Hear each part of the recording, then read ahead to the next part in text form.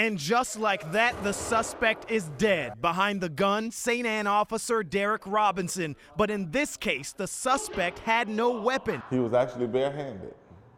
But you still shot him? But I still shot him because he did not respond. Luckily for this pretend officer, the scenario is fake. But it's the first of several demos. This area activist will have to decide whether or not to use force. But let's backtrack. Following the death of 18-year-old Mike Brown and subsequent non-indictment of the officer who shot him, Darren Wilson, both violent and non-violent protests spawned throughout the St. Louis area.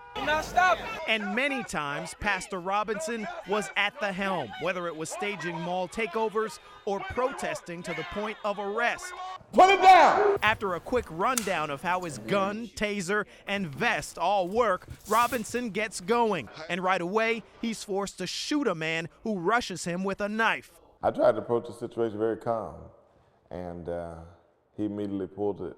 He got defensive and pulled his knife out, and I had to respond. Either respond or be killed. That shooting was justified, but in others, things weren't so easy. In one case, he shoots an unarmed man who surprises him. And lastly, he uses his gun instead of taser on a man running at him with what Robinson believed to be a knife. He ran out and with the gun and just immediately stabbed me. He stabbed you or he punched you? That was a knife, wasn't it? I think he just punched you. Oh. In the end, out of 9 scenarios, Robinson only used his taser once, and in at least 3 cases, he shot unarmed subjects. It was an amazing experience. It was I would even say a life-changing experience. His main takeaway, he says, is conversation and compliance, both of which he feels can lead to better interactions between police and the community. When you see a police, just cooperate with them.